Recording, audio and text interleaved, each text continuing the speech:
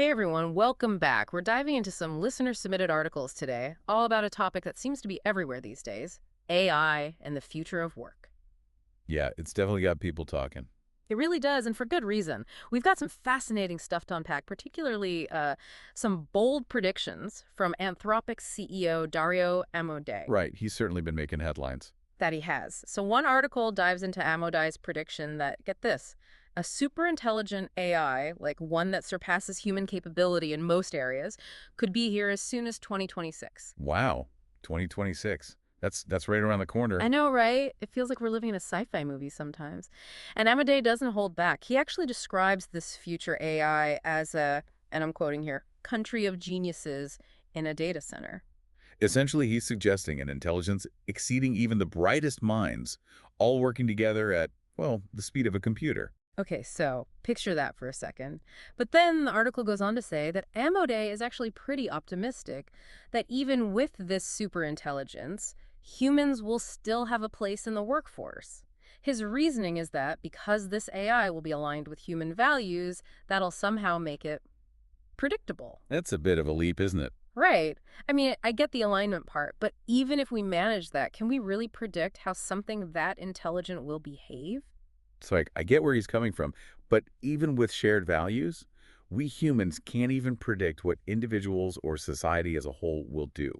Look at the stock market driven by human decisions, influenced by tons of data, and notoriously unpredictable. Exactly. It's like just because we can all agree that, say, a clean office kitchen is a good thing, doesn't mean we can predict who's actually going to wash their coffee mug on Monday morning? Human behavior, even with good intentions, Yeah. it can be kind of random. And imagine that randomness magnified when we're talking about a whole country of these super intelligent AIs interacting in ways we probably can't even comprehend yet. Okay, yeah, that's a little unsettling.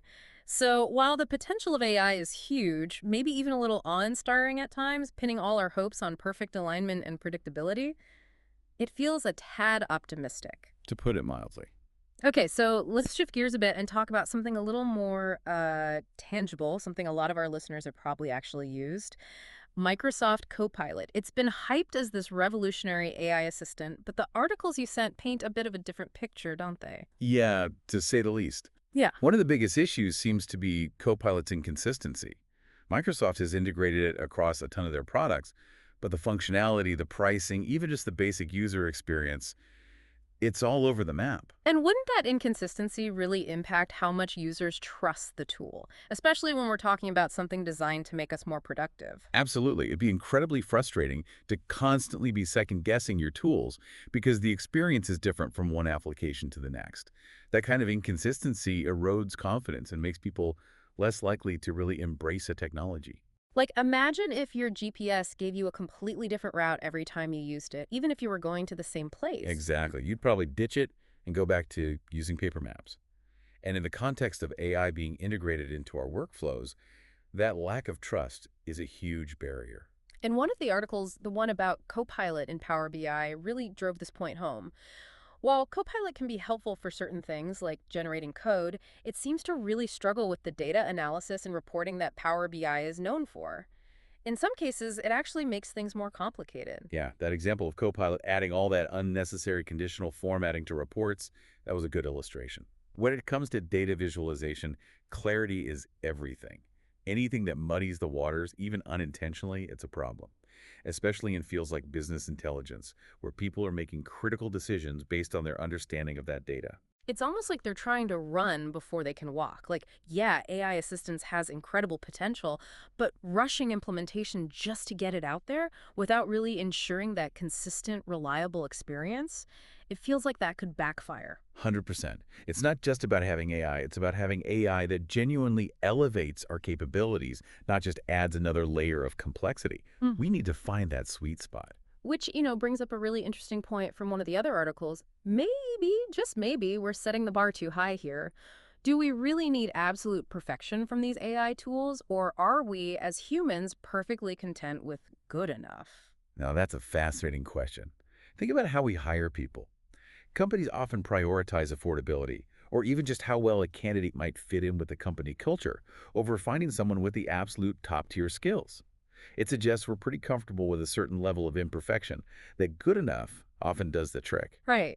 It's like we're hardwired for it. So if we apply that same logic to AI, it's not hard to see how businesses might embrace AI tools that are, mostly there, even if they're not perfect, especially if those tools can offer a significant boost in speed or efficiency. And let's be honest, if something goes wrong, wouldn't it be tempting for a company to have the AI to blame? It's like, oh, the AI did it. Convenient. Okay, let's switch gears one more time and talk about something a bit more personal.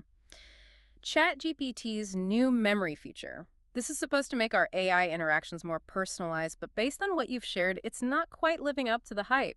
The idea behind it is interesting. ChatGPT is supposed to remember details from your past conversations and then use those details to personalize your future interactions. So theoretically, it should feel more like you're having a continuous conversation. I get that, I do. But honestly, my own experience with it has been kind of all over the place. Sometimes it seems like ChatGPT latches onto these completely random, irrelevant details while totally missing crucial information that would actually be helpful. Yeah, that randomness does raise some concerns. Right. It's like ChatGPT will remember that one time I ordered a latte 3 months ago, but it can't remember my name if I've told it a dozen times. And that randomness isn't just about whether it's effective. It also has some pretty big implications when it comes to privacy. Oh, absolutely. If ChatGPT is storing all these bits and pieces of our conversations, who has access to that? What if it falls into the wrong hands? It's a little unnerving when you think about it. Mhm. Imagine sharing something with ChatGPT, something you wouldn't want shared publicly, and then that information is stored and potentially accessed by someone with malicious intent. That's a good point. I think it's easy to forget that even though we're interacting with the machine, these interactions still leave a digital footprint. And we don't always know where those footprints might lead. It's something to keep in mind as AI becomes more integrated into our lives. These questions about data privacy and security are only going to get more important. No doubt about it. Speaking of AI making its mark, one of the articles you sent really highlights how this technology is playing out in the real world. Wimbledon's decision to replace human line judges with AI. We're talking about a 147-year-old tradition gone. It's a pretty stark example of how quickly the perceived value of a human skill can change when a new technology comes along, especially one that's demonstrably more efficient or reliable. It's like, remember elevator operators? Right. An entire profession that basically vanished. Exactly. And now it's line judges. It makes you wonder what other jobs that we take for granted today might go the same way in an AI-driven future. That's the million-dollar question, isn't it? It's interesting how we've gone from this fear of robots taking over the world to, like, kind of hoping they'll at least handle some of the more tedious parts of our jobs. But this whole conversation brings up a bigger question, doesn't it? Like, what does consistent, reliable AI implementation actually look like? The articles we were talking about before, they pointed out where CoPilot kind of falls short. So what's the alternative? What are we aiming for? Well, I think one of the key takeaways here is that rushing to integrate AI into everything without a really clear strategy, it can actually backfire. Oh, interesting. How so? It's like trying to build a house starting with a roof. Okay. Sure, it might look impressive initially, but structurally, it just doesn't make sense. I see what you're saying. So instead of just cramming AI into every nook and cranny, maybe a more, I don't know, thoughtful, measured approach is needed. Right. A truly successful AI implementation, it starts with really identifying the genuine needs and the pain points within a specific process or task. Okay. It's about figuring out where AI can actually add value and efficiency, but without sacrificing accuracy or user trust. Right, right. It's finding those tasks that are, ripe for automation, but doing it strategically, Hmm. with a focus on the user experience, on long-term viability, not just, oh, we can do this with AI, let's just throw it in there. Makes sense. So instead of trying to be everything to everyone, maybe AI tools should really excel in like very specific areas, places where they can consistently deliver those reliable results that we were talking about. Exactly. And that's where, user feedback becomes so important. Oh, interesting. Really understanding how people are actually interacting with these tools, where they're encountering those friction points, Yeah. what features they're finding genuinely useful. That's how we're going to refine and optimize these AI implementations. It's a process. Yeah. It's iterative. It's not this one-size-fits-all solution. Right. It's like the difference between having a million apps on your phone that you rarely ever use versus having just a few that you use every single day and you really rely on. A perfect analogy.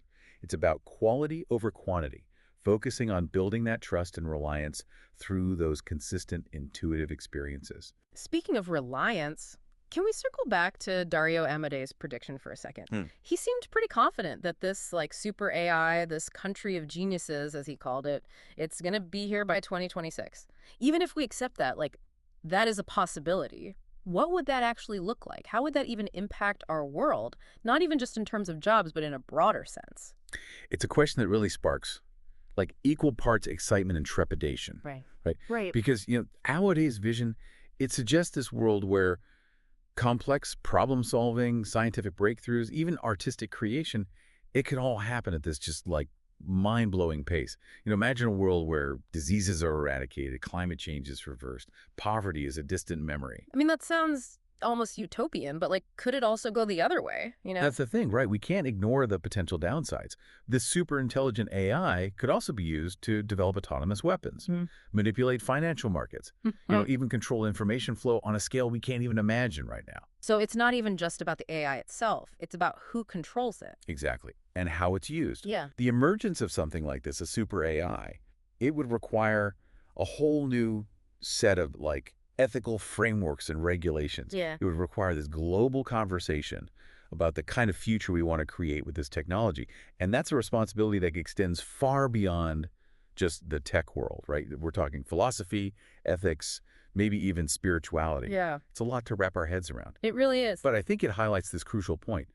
The future of AI, it isn't predetermined. It's not set in stone. It's up to us. We have to shape it responsibly and ethically. We really do. But let's bring this back down to a more, I don't know, relatable level for a second. We were talking earlier about historical examples of jobs being replaced by technology, like the elevator operator. And this article about Wimbledon replacing their line judges with AI, that feels like a modern day example of that same kind of shift. Absolutely. Wimbledon's decision it's a fascinating case study in how quickly the perceived value of a human skill can change. For over a century, right? Like you said, that human eye, it was the gold standard for making those line calls. It was tradition. And now, And now AI steps in. And it's not just that it's faster or whatever, but the article actually pointed out it's more accurate, it's more consistent, less prone to pressure or bias, all the things that come with being human. exactly. And that's the heart of it, isn't it? Yeah. When a technology emerges and it can do something more effectively and more efficiently than we can, the burden of proof, it shifts. We're no longer stuck defending the new thing. We have to actually justify why we're holding on to the old way. Wow. Yeah, that's a really good point. So it's like Wimbledon's decision, it wasn't just about line judges, really. It was about this bigger acknowledgement of how the value of skills is changing in this age of, rapidly advancing technology. Right. Which, okay, that makes me wonder what other traditions, what other ways of doing things are ripe for that kind of disruption? What's next? It's a question we should all be asking ourselves, right? Yeah. But the key here, it's not to fear change, but to embrace that adaptability. Think about it. The invention of the car, it didn't eliminate the need for transportation, did it? No, it just changed it. Exactly. And the rise of AI, it's not going to eliminate the need for human skills, for ingenuity, for all of that, but it is going to redefine what those skills look like, how they're valued in the marketplace. So going back to something you said earlier, instead of trying to I don't know, outcompete the machines or whatever, maybe the key to thriving in this AI-driven future is to really double down on those things that make us uniquely human. Exactly. Creativity, critical thinking, emotional intelligence, empathy, complex problem solving. These are the areas where AI still falls short. And those are the skills that are going to allow us to navigate this increasingly complex world, this AI-powered future, to guide its development ethically and make sure it's used to benefit humanity. It's not about becoming AI ourselves, it's about becoming more human. I love that. It's about recognizing that the future isn't just something that happens to us, it's something we create. And in that creation, both human ingenuity and artificial intelligence, they both have a role to play. That's a really empowering way to think about it. Not a competition, but a collaboration, right? Right. This future where AI helps us reach our full potential, maybe. And we help AI reach its full potential as well. Who knows? Wow. That's quite the thought to leave us with. Big thanks to you for joining us on this deep dive. This is fascinating stuff. Always a pleasure. And to all of you listening, thank you for being here. We've explored some possibilities, the challenges, the potential, all this for a future where humans and AI work together and hopefully create something truly remarkable. And remember, this is just the start of the conversation, right? Keep those questions coming, keep those minds open, and let's keep exploring all of this together. We'll see you next time.